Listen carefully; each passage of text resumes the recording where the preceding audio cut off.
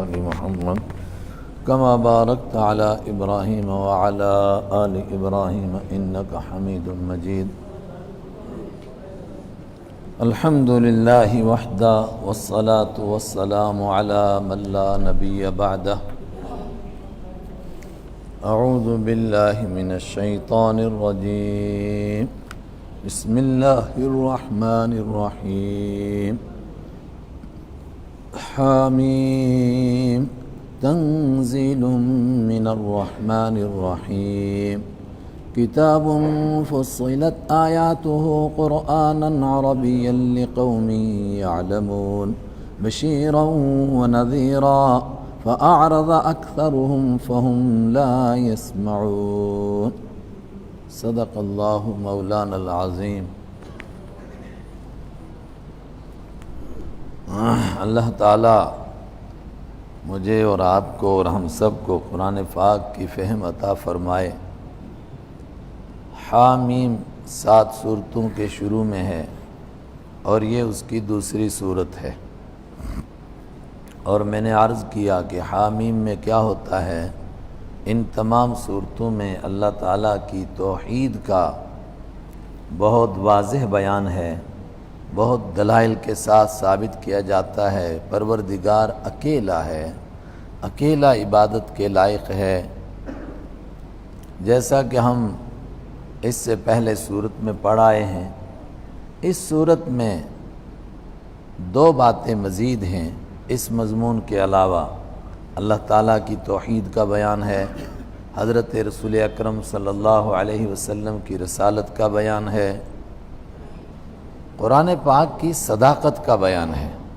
اور یہ صداقت کا بیان کہاں سے آیا کہ جو آدمی اللہ کو مان جائے، اللہ کے حبیب صلی اللہ علیہ وسلم کو مان جائے، تو اس کو صرف خود ماننا کافی نہیں، بلکہ اس کو اس کا پیغام دوسروں تک پہنچانا ہے، اس کو اس کی دعوت دینی ہے دوسروں کو، اور اس کے لیے اپنی جان کو خطرے میں ڈالنا ہے، اس کے لیے محنت کرنا ہے.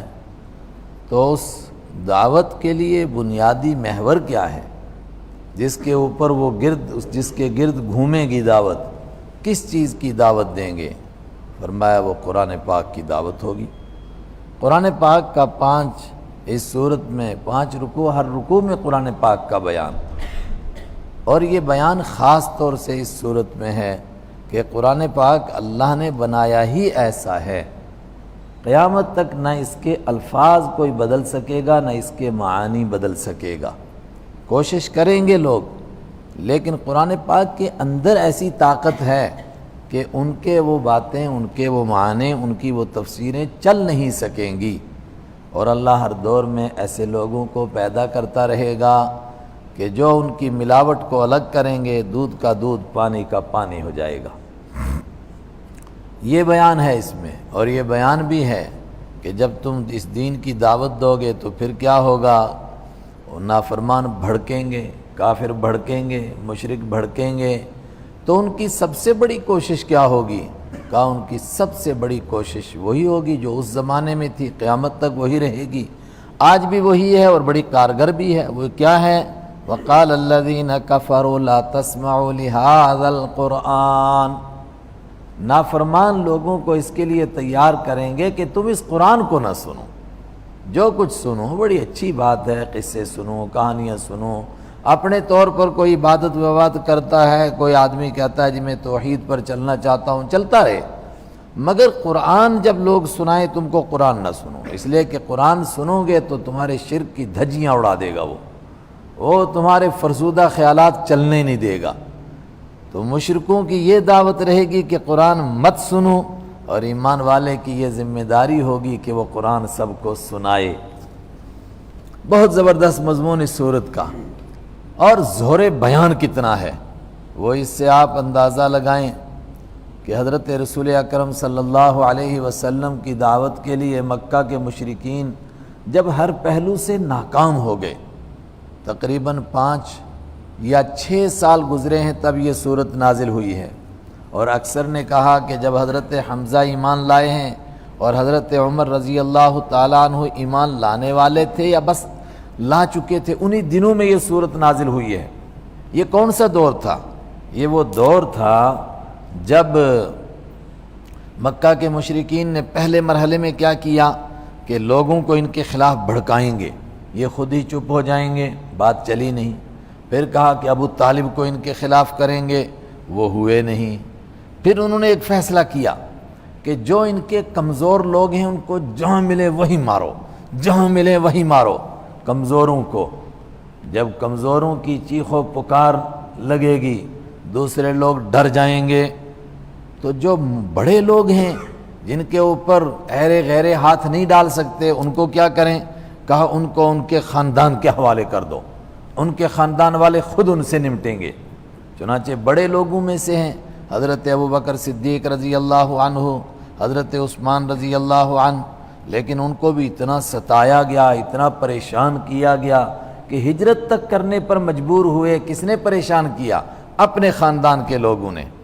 اس وقت میں انہوں نے کہا یار یہ تو بات بن ہی نہیں رہی ہے، کوئی حل نکالو اس مسئلے کا۔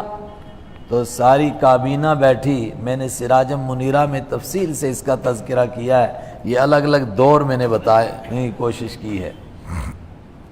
تو ساری کابینہ بیٹھی، انہوں نے کہا کوئی حل نکالو اس کا۔ تو کہا کیا حل نکالا کہ ان کو کچھ لے دے کے اوپر تیار کرو، ان کو تیار کرو کہ کچھ سودا بازی ہو جائے، اس طرح نہیں کام چلتا ہے۔ اور اس کے لیے انہوں نے اپنے میں سے تیار کیا تھا عتبہ کو، میں بتا چکا ہوں عتبہ، اس کو تیار کیا۔ اور اس نے، وہ کون تھا؟ ایک تو جہاں دیدہ انسان تھا، قیصر اور کسریٰ اور نجاشی کے دربار میں حاضری دے چکا تھا، بادشاہوں کے ساتھ بیٹھ چکا تھا۔ دوسرے نمبر پر خود شاعر تھا، شاعری زبردست جانتا تھا۔ تیسرے نمبر پر جادوگری اور جوتشی اور یہ کہانت کا علم بھی اس کو کافی آتا تھا، ان تمام باتوں سے واقف تھا۔ اور چوتھے نمبر پر اس کے اندر دوسرے کو منوانے کی طاقت تھی، جس کو آسان لفظوں میں آپ کہیں گے موٹیویشن پاور، کس طرح کسی کو قائل کیا جا سکتا ہے اپنی بات کے لیے۔ تو ابو جہل نے بات چھیڑی، اس نے کہا یہ کام کون کر سکتا ہے؟ تو سب نے کہا عتبہ کر سکتا ہے۔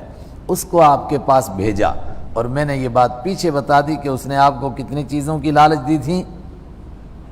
5 چیزوں کی لالچ دی۔ اس نے پہلے کہا کہ آپ دولت لے لیجئے، جتنی دولت چاہیں۔ پھر کہا کہ ہم آپ کو مکہ کا بادشاہ بنا دیں گے۔ پھر اس نے کہا کہ اگر آپ چاہتے ہیں کہ اس طریقے سے نعوذ باللہ کسی حسین اور مالدار عورت سے شادی کرنا چاہتے ہیں، جہاں چاہیں گے ہم آپ کی شادی کرائیں گے۔ چوتھے نمبر پر اس نے کہا اگر یہ باتیں نہیں ہیں تو پھر آپ کا نعوذ باللہ دماغی خلل ہو گیا ہے۔ اور ہر دور کے نبیوں کو یہی کہا گیا، جو دین کی سچی بات کہے گا اس کو لوگ یہی کہیں گے پاگل ہو گیا ہے۔ کہا آپ کو دماغی خلل ہے تو ہم آپ کا علاج کرائیں گے۔ اور چوتھے نمبر پر اگر یہ بھی نہیں تو پھر آپ پر کوئی جادو ہو گیا ہے، پھر آپ پر کسی جن کا اثر ہے، تو ہم کسی اچھے ماہر عامل کو تیار کریں گے جو اس طرح کا جادو جنتر کا علاج کرتا ہے، وہ آپ کا علاج کرے گا۔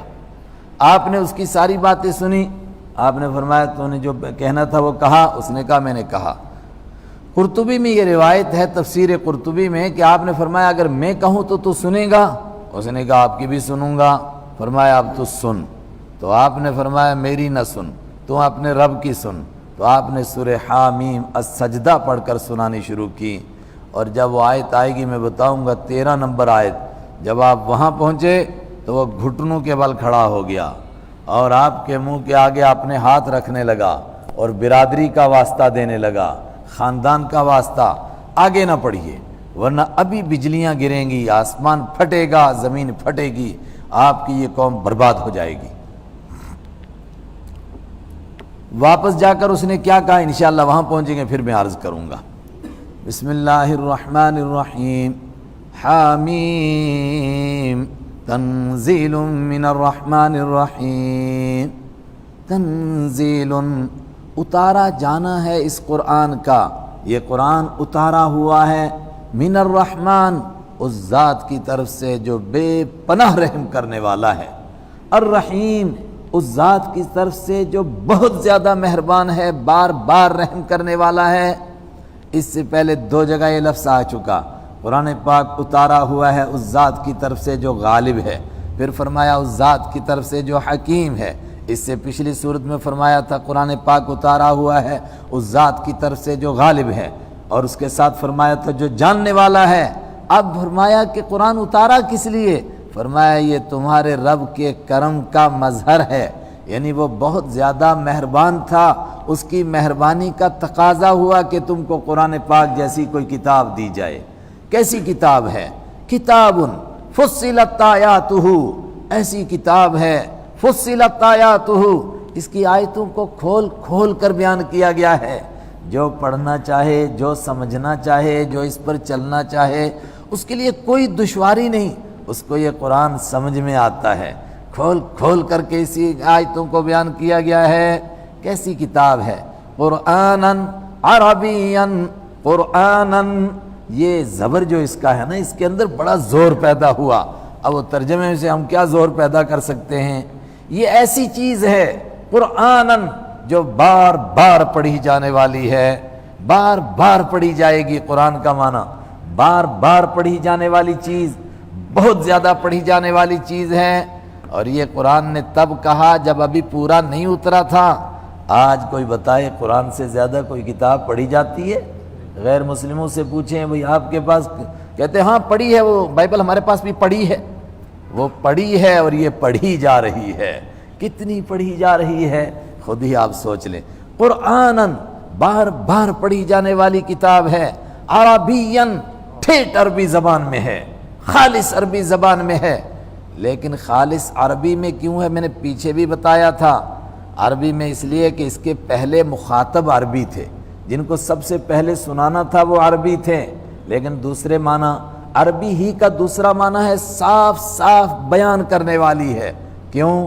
اس لیے کہ عربی میں جس طرح صاف صاف بات کہی جا سکتی تھی، کوئی دوسری زبان اس کی طاقت نہیں رکھتی تھی کہ بیان کر سکے۔ سمجھانے کے لیے کہتا ہوں، جس طرح آج میڈیکل سائنس کے مضامین ہیں تو ڈاکٹروں کو ہم کہتے ہیں یار اردو میں پڑھاؤ نا، ہندی میں پڑھاؤ نا، تو کہتے ہیں جی پڑھا ہی نہیں سکتے ہیں، اس کی ساری اصطلاحات انگریزی میں ہیں، تو وہاں گوروں کے ہاں سے آئیے ہم کیسے بنائیں؟ حالانکہ رشیا والے پڑھا رہے ہیں، چائنا والے پڑھا رہے ہیں، ترکی والے پڑھا رہے ہیں، دوسرے پڑھا رہے ہیں، لیکن بہرحال اس میں کوئی دو رائے نہیں ہے کہ چونکہ اس کے موجد گورے ہیں تو ان کی زبان میں جب پڑھتے ہیں تو سمجھ میں آتی ہے، دوسری زبان میں پڑھائیں گے نہیں بات بنے گی۔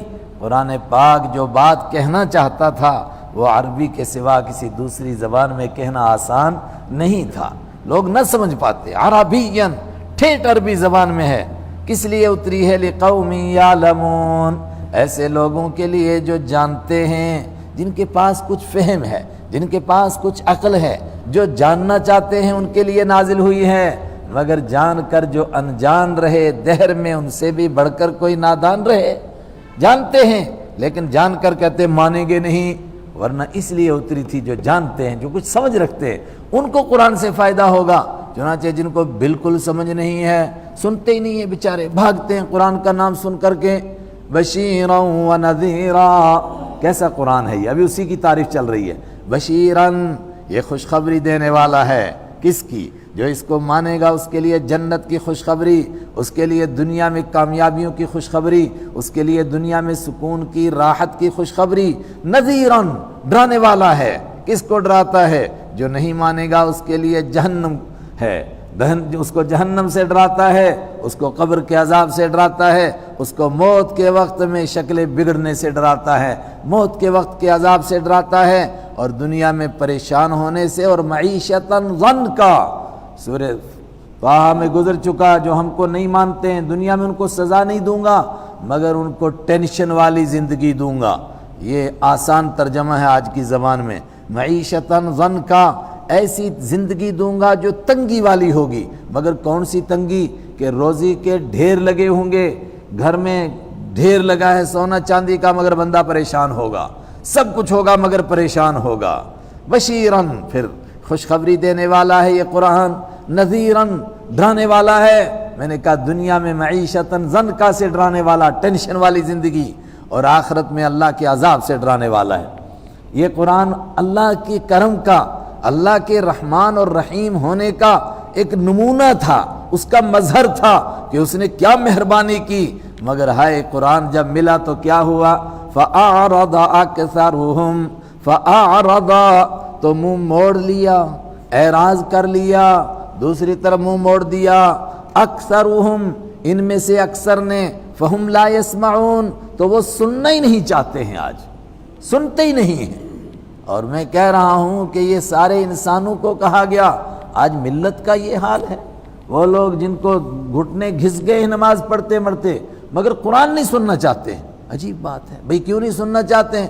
اپنے دماغ میں کچھ خیالات بنائے ہوئے ہیں، قرآن سنیں گے تو وہ ٹوٹیں گے، اس لیے وہ چاہتے سنو ہی مت تاکہ عمل ہی نہ کرنا پڑے۔ بھائی ٹھیک ہے، اب ان کو کہو کہ قرآن پاک میں ایسا ہے تو وہ نہیں مانیں گے، اس لیے کہ قرآن پاک نہیں پڑھتے ہیں۔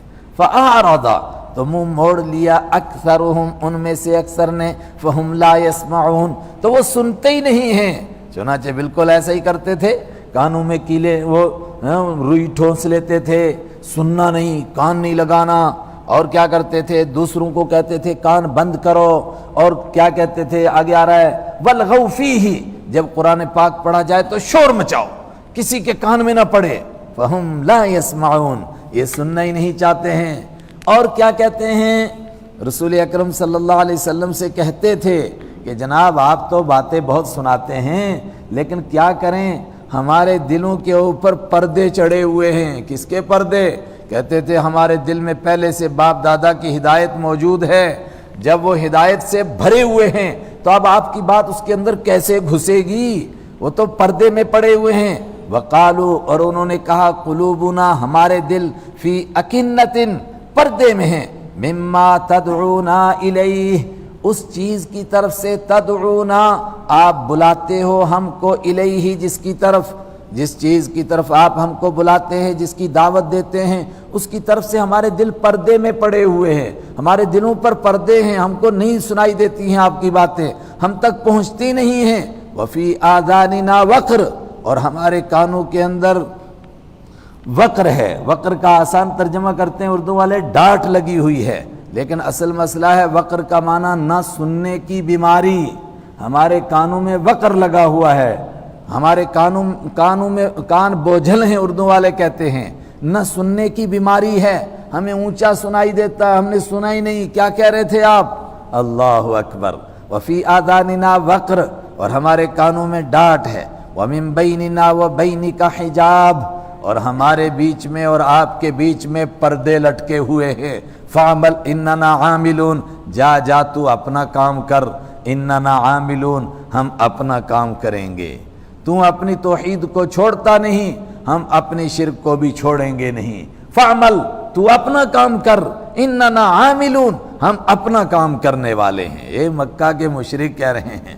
دوبارہ اس آیت پر غور کرو کہ آج کے لوگ بھی یہی نہیں سوچ رہے ہیں۔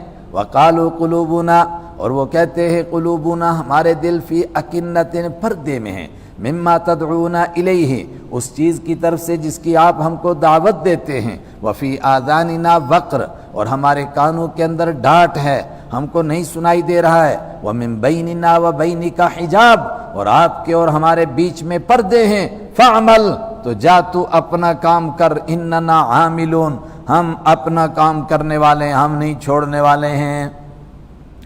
ایسے، اور دنیا بھر کے اندر جتنے لوگ قرآن پاک کو نہیں مانتے، تقریباً 999,000 میں سے نہیں، لاکھ میں سے کہیے 99,000، 999 ایسے ہی ہیں کہ جنہوں نے قرآن پاک پڑھا نہیں ہے، سنا بھی نہیں ہے، کبھی دیکھا بھی نہیں ہے، لیکن قرآن کو گالیاں دیتے ہیں، کہتے ہیں نہیں مانتے ہم، قرآن میں ایسا ہے اور ایسا ہے۔ بھائی تو نے پڑھا قرآن؟ کہتا پڑھا نہیں جی میں نے۔ آئے ہائے۔ اور سورہ یونس میں ہے کہ مجھے لوگوں سے یہ گلہ نہیں کہ لوگ قرآن کو مانتے کیوں نہیں، گلہ یہ ہے پڑھتے کیوں نہیں۔ اور پھر سورہ سبا میں ہے قل انما اعظکم بواحدہ، آپ ان سے کہیے میں تم سے ایک آخری بات کہتا ہوں، قوموا للہ مثنی وفرادا ثم تتفکروا ما بصاحبکم من جنہ، اٹھو، دو آدمی غور کرو، ایک آدمی بیٹھ کے غور کرو، تنہائی میں غور کرو، پھر کچھ سوچنے کی کوشش کرو، سمجھنے کی کوشش کرو قرآن کو، اور جو بھی قرآن کو سمجھنے کی کوشش کرے گا نتیجہ کیا نکلے گا؟ ما بصاحبکم من جنہ، وہ اس نتیجے پر پہنچے گا کہ محمد صلی اللہ علیہ وسلم دیوانے نہیں ہیں۔ یہ قرآن دیوانوں کی بات نہیں کر رہا ہے، ان سے بڑی کون سی عقل مندی کی بات ہو سکتی ہے؟ لیکن نہیں مانتے، تو اس کے مقابلے میں حضرت رسول اکرم صلی اللہ علیہ وسلم کو فرمایا جا رہا آپ اعلان کیجئے۔ کیا اعلان کیجئے؟ قل انما انا بشر مثلکم، قل آپ فرما دیجئے انما بے شک، انا بشر میں انسان ہوں، میں بشر ہوں، مثلکم تمہارے جیسا۔ مطلب میں نے کب کہا کہ میں خدا ہوں اور میں تم کو نعوذ باللہ اپنی خدائی کی دعوت دے رہا ہوں؟ میں کب کہہ رہا ہوں کہ میں عرش سے خود آ رہا ہوں لے کر کے وہی؟ انما انا بشرکم مثلکم، میں بے شک تمہارے جیسا انسان ہوں، تمہارے جیسا بشر ہوں، لیکن اللہ نے مجھ کو یہ پیغام دیا ہے، اللہ نے مجھ پر وحی بھیجی ہے، اللہ نے مجھ کو اپنا پیغمبر بنایا ہے، یوحا وحی کی جاتی ہے، الیہ میری جانب، انما الہکم الہ واحد، انما الہکم کہ تمہارا خدا الہ واحد ایک ہی خدا ہے، فاستقیموا الیہ لہذا تم اسی کی طرف سیدھے ہو جاؤ، واستغفروہ اور اسی سے بخشش مانگو۔ میں خدائی کا دعویٰ نہیں کر رہا ہوں، تم کہتے ہو تو کھاتا کیوں ہے، پیتا کیوں ہے، بازار کیوں جاتا ہے، شادی کیوں ہوتی ہے، بچے کیوں ہیں؟ میں نے کب کہا کہ میں انسان نہیں ہوں؟ میں تو مان رہا ہوں میں انسان ہوں، مگر اللہ کا مجھ پر پیغام آ رہا ہے، اللہ نے مجھ کو نبی بنایا۔ انما میری طرف وحی کی جاتی ہے، انما اس بات کی، الہکم الہ واحد کہ تمہارا معبود بالکل ایک ہی معبود ہے، فاستقیموا الیہ تم اس کی طرف سیدھے ہو جاؤ، مطلب سب کے در کو چھوڑو، ایک اس کے در کو پکڑ لو، واستغفروہ اور اسی سے گناہوں کی بخشش مانگو، وویل للمشرکین اور بربادی اور تباہی ہے مشرکین کے لیے۔ اس آیت پر تھوڑا سا ٹھہر کر غور کیجئے، میں نے پیچھے بھی اس کا حوالہ دیا تھا۔ حضرت نوح علیہ السلام پر سب سے پہلا اعتراض ہوا جب وہ دنیا میں آئے تو ان کی قوم نے نہیں مانا، کہنے لگے کہ ہم تجھے کیسے مان جائیں جبکہ تو ہماری طرح کا بشر ہے، ہماری طرح کا انسان ہے، اور جو ہماری طرح کا انسان ہو، بشر ہو، وہ نبی کیسے ہو سکتا ہے؟ یہ نہیں ہم تسلیم کر سکتے۔ سب سے پہلا اعتراض ہوا حضرت نوح علیہ السلام پر، تو نوح علیہ السلام کو جب قوم نے کہا تو بشر ہے اس لیے تو نبی نہیں ہو سکتا، اس کے جواب میں نوح علیہ السلام نے کیا فرمایا کہ میں انسان نہیں ہوں؟ دیکھیے قرآن پاک، فقال الملأ الذین کفروا من قومہ، یہ 12ویں پارے میں سے سورہ ہود کی آیت نمبر 27 پڑھ رہا ہوں میں۔ فقال الملأ الذین کفروا، کہا ان سرداروں نے جنہوں نے کفر کیا تھا ان کی قوم میں سے، ما نراکا ہم تجھ کو نہیں دیکھتے ہیں الا بشرا مگر ایک بشر سمجھتے ہیں، اور جب تو بشر ہے تو پھر تو نبی کیسے ہو سکتا ہے؟ لوگوں کا خیال کیا تھا کہ جو انسان ہو، جو بشر ہو، وہ نبی، بولیے نا، سو گئے، نہیں ہو سکتا ہے۔ حضرت نوح علیہ السلام سے اس کا جواب دیا جا رہا ہے، وَيَا قَوْمِ لَا أَسْأَلُكُمْ عَلَيْهِ مَالًا،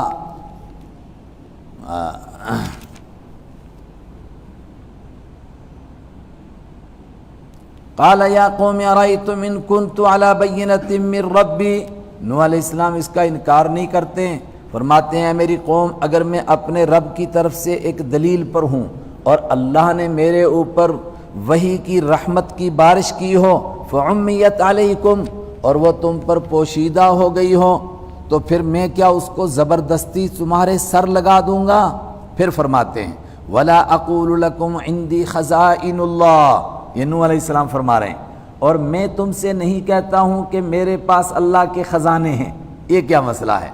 لوگ سمجھتے تھے کہ بزرگ وہ ہوتا ہے جس کے پاس کائنات کے خزانے ہوتے ہیں، بس جس کے سر پر ہاتھ رکھ دیا وہی قارون بن گیا، جس کو بس کہہ دیا جاؤ، جس کی پیٹھ پر ہاتھ رکھ دیا وہی وقت کا قارون بن گیا، یعنی اس کے ہاتھ میں پروردگار کے خزانوں کی کنجیاں ہوتی ہیں۔ اور ان کا اعتراض کیا تھا کہ جو آپ پر ایمان لاتا ہے، کلمہ پڑھتا ہے، وہ تو بیچارہ بھوکا مر رہا ہے، ہم کیسے مانیں کہ آپ نبی ہیں؟ وہ جواب دیتے ہیں میں نے تم سے نہیں کہا کہ میرے پاس اللہ کے خزانے ہیں، ولا اعلم الغیب اور میں خود غیب نہیں جانتا ہوں، جو باتیں اللہ مجھ کو بتاتا ہے وہ تم کو بتاتا ہوں۔ تیسری بات ولا اقول انی ملک اور میں تم سے نہیں کہتا ہوں کہ میں فرشتہ ہوں، میں تو مان رہا ہوں میں انسان ہوں، میں نے کب کہا میں فرشتہ ہوں؟ ہر نبی پر یہی اعتراض ہوتا رہا، یہ میں نے نوح علیہ السلام کا پیش کیا۔ قرآن پاک میں جن نبیوں کا تذکرہ ہے ان میں سب سے پہلے نوح علیہ السلام کا تذکرہ ہے۔ نوح علیہ السلام سے پہلے کسی نبی کا قرآن میں تذکرہ نہیں ہے، تو نوح علیہ السلام پر یہ اعتراض ہوا تو ان کے بعد سارے نبیوں پر اسی طرح ہوتا رہا۔ کس طرح ہوتا رہا اس کے لیے میں ایک اور آیت آپ کو سناتا ہوں سورہ ابراہیم کی، کہ سارے نبیوں کو مل کر لوگوں نے کیا کہا ہر دور میں، قرآن پاک نے اس کا بیان کیا۔ قالوا ان انتم، یہ سورہ ابراہیم کی 13ویں پارے کی آیت نمبر 10 پڑھ رہا ہوں۔ قالوا ان انتم الا بشر مثلنا، ہر دور کے نبیوں کو قالوا لوگوں نے کہا، ان انتم یہ جمع کا لفظ ہے، تم نہیں ہو الا بشر مگر تم بشر ہو، انسان ہو، مثلنا ہمارے جیسے۔ جب تم ہمارے جیسے انسان ہو تو ہم تمہیں کیسے نبی مان لیں؟ جو ہم جیسا انسان ہوگا اس کو ہم نبی کیسے مانیں گے؟ قالت لهم رسلهم، کہا ان سے ان کے رسولوں نے، ان نحن الا بشر مثلکم، بے شک ہم نہیں ہیں۔ یہ 11ویں آیت آ گئی، ما نحن، ان نحن ہم نہیں ہیں، الا بشر مگر بشر ہیں، انسان ہیں، مثلکم تمہارے جیسے۔ تو پھر فرق کیا ہے؟ ولیکن اللہ یمن علی من یشاء، لیکن اللہ جس پر چاہتا ہے اپنے بندوں میں سے احسان کرتا ہے۔ یہ تو میں نے چند آیتیں پیش کی، اور خود رسول اکرم صلی اللہ علیہ وسلم کے لیے یہ جو آیت ہے، قل آپ کہہ دیجئے انما بلا شبہ انا بشر مثلکم، میں بشر ہوں، یہ کئی مقام پر ہے قرآن پاک میں، یہی نہیں ہے، اس سے پہلے سورہ کہف کی آخری آیت یہی ہے۔ حضرت رسول اکرم صلی اللہ علیہ وسلم کی حدیثوں پر آئی ہے، تو میں نے چند حدیثیں آپ کو سنائی تھیں۔ آپ کے پاس ایک آدمی مقدمہ پیش کرتا ہے اور چرب زبانی سے بات کرتا ہے، بخاری شریف میں حدیث موجود ہے، آپ نے فرمایا تم میں سے کوئی ایسا ہوتا ہے جو اپنی بات کو زیادہ مدلل کر کے پیش کرتا ہے اور دوسرا بیچارہ اس طرح نہیں کر سکتا ہے، تو ممکن ہے کہ میں یہ گواہ بھی پیش کرے گا تو میں اس کے گواہوں کو دیکھ کر کے اس کے لیے کسی زمین کے ٹکڑے کا فیصلہ کروں، لیکن اگر حقیقت میں وہ زمین اس کی نہیں ہے تو اس کو جان لینا چاہیے کہ میں اس کے لیے جہنم کے ایک ٹکڑے کا فیصلہ کر رہا ہوں۔ آپ نے فرمایا کہ میں ایسا کیوں کروں گا، حالانکہ آپ کی عدالت سے کبھی ایسا نہیں ہوا، چونکہ نعوذ باللہ اگر کسی نے ایسا کروانے کی کوشش کی تو ایک دم عرش ہلا، وہی اتر گئی، اور یہ بھی قرآن پاک میں جگہ جگہ ہے، فوراً وہی اتری اور وہی کے ذریعے سے بتایا گیا کہ سچ یہ ہے، جھوٹ یہ ہے۔ مثلا سورہ نساء میں ہے 5ویں پارے میں، ایک آدمی منافق تھا، اس نے چوری کی، اور چوری کر کے اس نے جو آٹا لیا تو وہ آٹے کی ایک لکیر لگتی ہوئی اس کے گھر تک چلی گئی، اور ساتھ میں کچھ ہتھیار بھی لیے تھے، لیکن رات بھر آٹا روٹیاں پکاتے رہے، کھاتے رہے، خوشی مناتے رہے، لیکن پھر اس کو محسوس ہوا کہ ہم تو پکڑے جائیں گے، تو اس نے وہ بوری اٹھائی اور اس کی ویسی آٹے کی گرتی ہوئی تھوڑی تھوڑی لکیر چلتی گئی، تو ایک یہودی کے پاس امانت رکھ دی، اس کو کہا کہ یار تو اپنے پاس رکھ لے کہ کہیں میں نہ پکڑا جاؤں، نہ، اس کو یہ تھوڑا کہا، اس کو کہا کہ یہ میری امانت ہے اور کسی کو بتانا نہیں، ایسا ویسا۔ دوسرے دن مقدمہ پیش ہوا حضور صلی اللہ علیہ وسلم کی عدالت میں، اور اس کی طرف چونکہ آٹے کا نشان جا رہا تھا تو سب نے اس پر شک کیا، اس کو پکڑا گیا، تو اس کی قوم کے سارے لوگ آ گئے اور انہوں نے کہا جی عجیب بات ہے، بغیر ثبوت کے، بغیر دلیل کے اس کو یہ مورد الزام بنا رہے ہیں، کوئی ان کے پاس ثبوت نہیں ہے، تحقیق کرو، تلاش کرو، چھاپے مارو، آٹا کہاں ہے؟ تو چھاپا مارا تو آٹا تو یہودی کے گھر میں ملا۔ یہودی نے کہا یہ تو اس نے میرے پاس امانت رکھا ہے۔ اس نے کہا کون گواہ ہے، کس کے سامنے امانت رکھا ہے؟ قریب تھا کہ یہودی بیچارہ چور بن جاتا اور یہ نام کا مسلمان اور حقیقت میں بدبخت منافق یہ بچ جاتا، لیکن فوراً آیت نازل ہوگی قرآن پاک کی جس میں بتایا گیا نہیں یہودی چور نہیں ہے بلکہ یہ چور ہے، اس نے چوری کی ہے، اس کا نام بھی آتا ہے، اس کے قبیلے کا نام بھی آتا ہے۔ چنانچہ اس کو پکڑا جانے والا تھا مگر وہ بھاگ گیا اور مکہ کے کافروں سے جا کر کے مل گیا۔ تو میں کہہ رہا ہوں کہ حضور کی عدالت میں ایسا ہونے نہیں دیا اللہ نے، لیکن آپ نے اس موقع پر فرمایا کہ اگر میں ایسا فیصلہ کر دوں تو میں ایک بشر ہوں، انسان ہوں، انسان سے ایسی خطا ہو سکتی ہے، ایسا فیصلہ ہو سکتا ہے، مگر اس کا مطلب یہ نہیں ہے کہ وہ زمین کا حقدار بن گیا ہے۔ یہاں آپ نے اپنے لیے لفظ استعمال کیا میں بشر ہوں، صحابہ نے آپ کے لیے یہی لفظ استعمال کیا۔ امی عائشہ سے پوچھا گیا کہ آپ گھر میں کیا کرتے ہیں؟ تو فرمایا آپ ایسے ہوتے ہیں جیسے ایک انسان ہیں، گھر میں جھاڑو لگا دیتے ہیں، بکری کا دودھ نکال دیتے ہیں، کپڑے سی لیتے ہیں، یہاں تک کہ جوتا ٹوٹ جائے اس کو صحیح کر لیتے ہیں۔ انما ہوا بشر، وہ تو ایک بالکل انسان کی طرح، بشر کی طرح گھر میں ہوتے ہیں۔ تو یہ الفاظ استعمال کیے گئے آپ کے لیے۔ میں بار بار اس لیے کہہ رہا ہوں کہ آج ایمان والوں میں بھی ایک طبقے کا ذہن بن رہا ہے کہ یہ لفظ جو ہے وہ حضور کے لیے نہیں استعمال کر سکتے، حالانکہ ابھی پیچھے آیت گزری تھی، میں نے کہا اللہ تعالیٰ نے جب سب سے پہلے آدم علیہ السلام کو پیدا کیا تو فرشتوں کو کیا کہا؟ میں کس کو پیدا کر رہا ہوں؟ میں ایک بشر کو پیدا کرنے والا ہوں اور مٹی سے پیدا کروں گا۔ تو جو پہلا بشر ہوا تو اس کی اولاد آگے کیا ہوگی؟ انسان ہی تو ہوگی، بشر ہوگی۔ لیکن یہ لوگوں کو تعجب ہوتا کیوں ہے؟ چونکہ اس عربی لفظ کا ترجمہ اپنی زبان میں سمجھتے ہیں، تو عربی میں اس کا بشر کا معنی انسان، مگر ہماری زبان میں اس کا معنی کیا ہوتا ہے؟ سیاہکار، بدکار، گنہگار، بھول جانے والا وغیرہ وغیرہ۔ تو لوگ سمجھتے ہیں نعوذ باللہ یہ مطلب ہے بشر کا، جو گنہگار ہو، سیاہکار ہو، اللہ کو بھولنے والا ہو، اس کو تو قرآن کہتا ہے وہ جانور ہیں، وہ انسان ہیں ہی نہیں، وہ کہاں انسان ہیں؟ آگے بڑھیں، مثلکم تمہارے جیسا ہوں، اس کو بھی سمجھیں۔ تمہارے جیسے کا کیا مطلب ہے؟ تمہارے جیسے کا نعوذ باللہ یہ کوئی خیال بھی نہیں کر سکتا کہ جیسا انسانوں کا مرتبہ ہے ایسا حضور کا مرتبہ ہے، یہ کوئی سوچ سکتا ہے؟ جو امام الانبیاء ہیں، جو خدا کے بعد پوری کائنات میں سب سے بڑے بزرگ ہیں، تو مثلکم کا یہ معنی ہو سکتا ہے؟ میں نے کہا قرآن پاک سے معلوم ہوتا ہے صرف 4 باتیں ہیں جس میں کہا کہ آپ انسانوں کی طرح ہیں۔ 4 باتیں کیا؟ انسان شادیاں کرتے ہیں تو بیان کیا، یہی 13ویں پارے میں سورہ ابراہیم کی آخری نہیں سورہ رعد کی آخری رکوع کی آیت ہے کہ آپ بھی شادی کرتے ہیں، آپ کی بھی اولاد ہے۔ ایک بات ہوگی شادی کرنا اور اولاد کا ہونا۔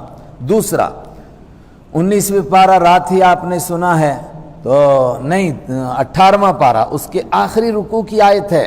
مکہ کے کافر حضور سے کہہ رہے تھے مالی حاضر رسول، ارے یہ کیسے ہو سکتا ہے رسول، یا کل الطعام، یہ کھانا کھاتا ہے اور پانی پیتا ہے۔ تو آپ نے فرمایا میں نے کب کہا کہ میں پانی نہ پینے والا اور کھانا نہ کھانے والا بشر ہوں؟ میں بشر ہوں، بشر کھانا کھاتا ہے، بشر پانی پیتا ہے۔ اور 17ویں پارے میں آیا ہم نے کسی ایسی انسان کو نہیں بنایا کہ جو نہ کھانا کھاتا ہو نہ پانی پیتا ہو، ہر ایک کھانا کھاتا ہے، ہر ایک پانی پیتا ہے۔ تو دوسری بات ہوگی کھانا کھانے کی، پانی پینے کی، 3 باتیں ہو گئی، یہ کھانا اور پانی۔ چوتھی بات وَيَمْشِي فِي الْأَسْوَاقِ، یہ بھی اسی میں 18ویں پارے کے آخر میں، اور یہ بازار جاتا ہے، کاروبار کرتا ہے۔ جو آدمی کاروبار کرے، جو کھائے پیے، جو بازار میں جائے اور جو شادی کرے، جس کے بچے ہوں، وہ نبی تھوڑا ہو سکتا ہے؟ نبی کون ہوتا ہے؟ بزرگ کون ہوتا ہے؟ نبی تو بڑی بات ہے، میں نے پہلے بھی بتایا تھا کہ بزرگ پوچھو کون ہوتا ہے تو لوگ فوراً کہیں گے بزرگ وہ ہوتا ہے جی جو نہ کھاتا ہے نہ پیتا ہے، ہوا پہ اڑتا ہے، دریاؤں کے اوپر مسلح ڈال کے نمازیں پڑھتا ہے، کھانا پینا تو بات ہی نہیں، شادی نہ بیاہ نہیں، کچھ نہیں، بس جنگلوں میں پھرتا رہتا ہے اور رہتا بھی ننگا ہے، پورا ننگا ہو تو پورا ولی، آدھا ننگا ہو تو آدھا ولی۔ اور بالکل لوگوں کے یہی ذہن ہیں آج بھی۔ آپ تجربہ کر کے دیکھ لیجئے، میرے اور آپ کے آقا حضرت رسول پاک صلی اللہ علیہ وسلم نے فرمایا سب سے بڑے ولی کون ہیں؟ فرمایا وہ تاجر لوگ ہیں، نبیوں کے ساتھ قیامت کے دن اٹھیں گے، جو پورا ناپتے ہیں، پورا تولتے ہیں، جھوٹ نہیں بولتے ہیں، دھوکہ نہیں دیتے ہیں اور اللہ کے فرائض کو ادا کرتے ہیں، وہ سب سے بڑے ولی ہیں۔ اب آپ سے کوئی پوچھے اس شہر میں جی سب سے بڑا ولی کون ہے، تو آپ نے دیکھا ایک نماز پڑھنے والا، روزہ رکھنے والا، زکوٰۃ دینے والا تاجر ہے اور سنتوں کا پابند ہے، فرائض کا پابند ہے، آپ نے کہا مجھے لگتا ہے یہ سب سے بڑا ولی ہے، تو لوگ سب آپ پر ہنسیں گے، کہیں گے کیسا بدھو، کیسا بے وقوف آدمی ہے، اس دنیا دار کو کہتا ہے یہ ولی ہے، یہ تو دنیا دار ہے، یہ کہاں ولی ہے؟ اور اگر پنج پڑی پر کہا جائے کہ ایک بڈھا بیٹھا ہوا ہے اور ہے بھی پورا ننگا، تو دیکھیے پھر کیسی ساری قوم دوڑے گی اور کہے گی یہ تو پکا ولی ہے۔ یہ شیطان نے لوگوں کے دماغ میں ڈالا ہے کہ اس کو بزرگ کہتے ہیں اور اس کو بزرگ نہیں کہتے ہیں۔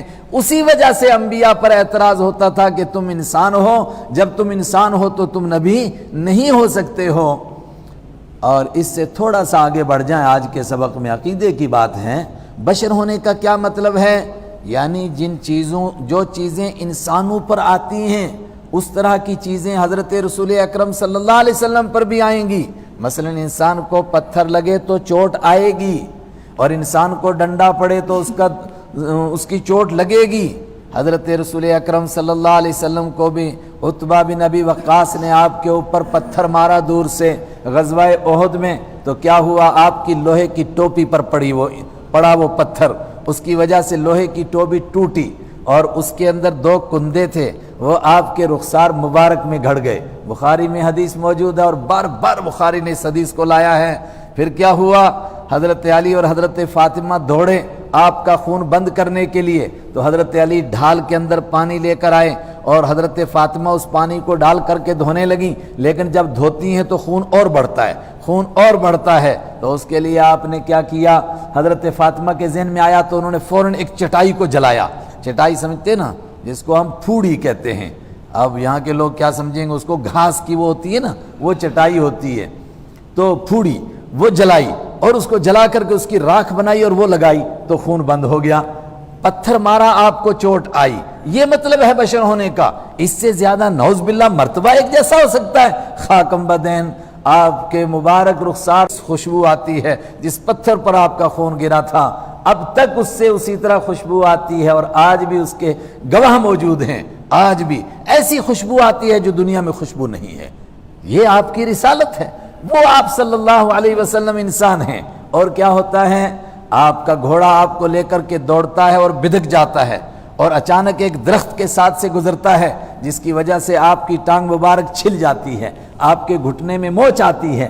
30 دن تک بخاری کی روایت ہے، آپ اپنے حضرت عائشہ صدیقہ کے کمرے کے اوپر ایک کمرہ ہے، دوسرا کمرہ، اس میں آپ آرام فرماتے رہے، اور اس بیچ میں آپ نے وہی نماز پڑھی، صحابہ نیچے الگ جماعت کر رہے تھے، آپ کے گھٹنے میں اتنی تکلیف تھی، نیچے نہیں اتر پا رہے تھے، معلوم ہوا کہ آپ کو چوٹ لگی۔ یہ مطلب ہے انسان ہونے کا۔ اور انسان ہونے کا کیا مطلب ہے؟ خیبر کی جنگ سے واپس آ رہے تھے، حضرت صفیہ سے آپ کا نکاح ہوا، بخاری میں حدیث موجود ہے، ایک مقام پر پہنچے، صحبہ نام کا مقام ہے، اس سے آگے وہاں آپ نے تو رخصتی کی ان کے ساتھ، اس کے بعد آگے چل رہے تھے، ان کو اپنے اونٹ کے پیچھے بٹھا رکھا تھا، پردے سے وہ ڈولی سی بندی تھی، اس میں وہ پردے میں بیٹھی تھی۔ اچانک اونٹ بدکا، اور حضرت رحمت عالم صلی اللہ علیہ وسلم اور حضرت صفیہ دونوں گرے اونٹ سے۔ اب کوئی کہے جی اتنا بڑا بزرگ اور گاڑی سے کیسے گر گیا، ایکسیڈنٹ ہو گئے؟ بھائی بزرگ ہے، انسان ہے نا، انسان کو جس طرح دوسرے لوگوں کو بیماری لگتی ہے، گاڑیوں سے گرتے ہیں، ایکسیڈنٹ ہوتے ہیں، زخم آتے ہیں، اس طرح آئیں گے۔ یہی بتانا ہے رسول پاک صلی اللہ علیہ وسلم کے اس واقعے سے بھی اللہ کو، کہ دیکھو میرے حبیب بھی گر سکتے ہیں، اللہ کے حبیب ہیں، گرے ہیں، مگر اس موقع پر آپ کو چوٹ نہیں لگی۔ حضرت ابو طلحہ دوڑے، آئے ہائے، انہوں نے کیا کہا؟ میرے ماں باپ آپ پر قربان ہو جائیں، اصابک شیء، آپ کو کوئی تکلیف تو نہیں پہنچی؟ آپ نے فرمایا نہیں مجھے کوئی تکلیف نہیں پہنچی، البتہ تم عورت کو دیکھو اس کا کیا حال ہے۔ تو حضرت ابو طلحہ فرماتے ہیں میں نے پہلے تو آپ کے کپڑے سیدھے کیے آپ کے اوپر، اس کے بعد میں نے دوسری طرح حضرت صفیہ کو دیکھا، ان کے چہرے سے کپڑا ہٹ گیا تھا، میں نے ان کے چہرے پر کپڑا ڈالا۔ یہ مطلب ہے رسول پاک صلی اللہ علیہ وسلم کے انسان ہونے کا، کہ تکلیف پہنچ سکتی ہے آپ کو بھی، بخار آیا آپ کو، آپ نے دنیا سے پردہ فرمایا، جہاں تک آپ کا مرتبہ ہے، آپ کی شان ہے۔ میں نے کہا یہ اظہار ہو رہا ہے نا کہ زخمی سب ہوتے ہیں، لیکن خونوں سے بدبو آتی ہے، اور 1450 سال گزر گئے، اس پتھر سے بھی خوشبو آتی ہے۔ اللہ اکبر۔ قل انما انا بشر مثلکم یوحی الی انما الہکم الہ واحد۔ اور میں نے یہ بات کیوں زور دے کر کہی؟ بات کہتا ہوں عقیدے کی بات ہے۔ آج سے 1200 سال پہلے کے عالم ہیں شیخ ولی الدین عراقی، بہت پرانے، دیکھ لو 1200 سال پہلے نہیں، غلط کیا، 1000 سال پہلے کے، ابن حجر عسقلانی کے استاذ ہیں وہ، علامہ ولی الدین عراقی۔ ولی الدین عراقی کا فتویٰ ہماری تفسیر روح المعانی، یہ علامہ محمود آلوسی کی روح المعانی ہے، حنفی عالم ہیں، زبردست عراقی ہیں، بغدادی، ان کی تفسیر ہے، اس میں چوتھے پارے لقد من اللہ علی المؤمنین کی تفسیر میں انہوں نے ولی الدین عراقی کا فتویٰ نقل کیا کہ اگر کوئی یہ کہے کہ حضور صلی اللہ علیہ وسلم انسان نہیں تھے، بشر نہیں تھے، تو انہوں نے کہا کافر ہو جائے گا، بیوی کو طلاق ہو جائے گی۔ پوچھا کیوں؟ کہا اس آیت کا منکر ہے، یہ آیت بار بار قرآن میں آ رہی ہے، تو وہ تو اس آیت کا منکر ہو جائے گا۔ اور جب آیت کا منکر ہوگا، اللہ کہہ رہا ہے کہ آپ انسان ہیں اور کوئی کہے نہیں ہیں، تو آیت کا منکر ہو گیا۔ بعض لوگوں نے یہ ترجمہ کرنے کی کوشش کی، آپ فرما دیجئے بے شک میں ظاہری شکل و صورت میں تمہارے جیسا انسان ہوں۔ بہت غلط ترجمہ ہوا۔ کیوں؟ پہلی بات تو یہ کہ قرآن میں ظاہری شکل و صورت کا تو کوئی لفظ نہیں ہے، حضرت آپ نے یہ ترجمہ کس لفظ کا کیا ہے؟ دوسری بات، نعوذ باللہ، حضور ظاہری شکل و صورت میں کیا کافروں جیسے تھے؟ مثلکم تمہارے جیسا، اور تم کون ہیں؟ کافر ہیں، تو کیا نعوذ باللہ حضور ظاہری شکل و صورت میں کافروں کی طرح تھے؟ ہیں؟ عبداللہ بن سلام کہتے ہیں، بخاری کی حدیث ہے، میری پہلی نظر جب آپ پر پڑھی، آپ کے چمکتے ہوئے چہرے کو دیکھ کر میں نے کہا یہ جھوٹے کا چہرہ ہو ہی نہیں سکتا ہے۔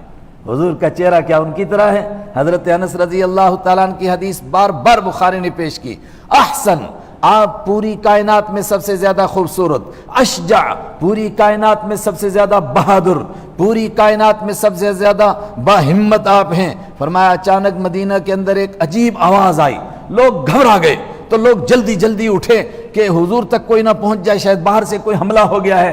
تو لوگ جب تک اٹھ کر کے دوڑتے، تو لوگ دوڑ کر گلیوں میں پہنچے، تو آپ صلی اللہ علیہ وسلم ابو طلحہ کے گھوڑے پر ننگی پیٹھ پر بیٹھے اور اس کو دوڑا کر کے پورے مدینے کا چکر کاٹ کے واپس آ رہے تھے۔ اور آپ نے فرمایا میں دور دور تک دیکھ آیا ہوں، کوئی نہیں، پتہ نہیں کوئی بجلی گری ہے، کیا ہوا ہے، کیسی آواز ہوئی ہے، کوئی آواز نہیں ہے، میں دیکھ کر کے آ گیا ہوں۔ آپ اگر کائنات میں سب سے بہادر نہ ہوتے تو عرب کے بہادر آپ کو مان لیتے، ایمان آپ پر لے آتے۔ خالد بن ولید آپ پر ایمان اس لیے لائے کہ غزوہ احد میں اس نے دیکھ لیا کہ حضور سے بڑھ کر کے کائنات میں کوئی بہادر نہیں ہو سکتا ہے۔ بھائی غزوہ حنین کو دیکھو، سامنے 24,000 کا لشکر ہے، ادھر رسول پاک صلی اللہ علیہ وسلم اکیلے ہیں، اور بخاری کی حدیث ہے ایک وقت میں آپ کے پاس 40 لوگ تھے، پھر 12 لوگ تھے، اور لاسٹ میں صرف آپ کے ساتھ حضرت عباس اور حضرت ابو سفیان 2 بندے رہ گئے تھے۔ لیکن اس وقت میں آپ نے کیا کیا جب 2 انسان آپ کے ساتھ ہیں؟ فرمایا اتنا بڑا لشکر تھا، عرب کے لوگ اس طرح جب دشمن کے بیچ میں گھر جاتے تھے تو سب سے پہلے نیچے اتر کر کے اپنی سواری کی ٹانگ کاٹتے تھے۔ فرمایا آپ نے ٹانگ نہیں کاٹی، آپ سفید خچر سے نیچے آپ نے چھلانگ لگائی اور آپ نے تلوار گھمائی اور فرمایا میں تم 24,000 کا اکیلا مقابلہ کروں گا، اترو میرے لیے میدان میں۔ آپ نے فرمایا انا النبی لا کذب انا ابن عبد المطلب۔ تو کیا ظاہری شکل و صورت میں حضور کافروں کے جیسے؟ یہ بڑا گندا ترجمہ جس نے بھی کیا۔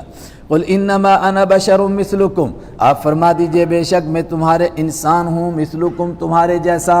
اور میں نے کہا تمہارے جیسے میں صرف 4 باتیں، کھانے پینے میں، بیاہ شادی کرنے میں، اور میں نے کیا کہی، کاروبار کرنے میں اور بازار جانے میں تمہارے جیسا ہوں۔ یا پھر حدیث سے ثابت ہوا کہ جس طرح تم کو بھوک لگتی ہے مجھے بھی لگتی ہے، تم کو چوٹ لگتی ہے مجھے بھی لگتی ہے، تم سواری سے گر سکتے ہو میں بھی گر سکتا ہوں۔ اور یہ اللہ دکھاتا ہے کس لیے؟ تاکہ کوئی یہ نہ کہے یار اتنا بڑا بزرگ اور اس کو بھی دیکھو کھانسی لگی ہوئی، ارے بابا بزرگ کو کھانسی نہیں لگے گی کیا وہ انسان نہیں ہے؟ وہ بھی انسان ہے، جس طرح سب کو بیماریاں اس کو بھی بیماری لگے گی، یہ کون سی نئی بات ہے؟ آپ گھوڑے سے، آپ اونٹ سے نیچے گرے، حضرت صفیہ ساتھ میں وہ گر گئیں۔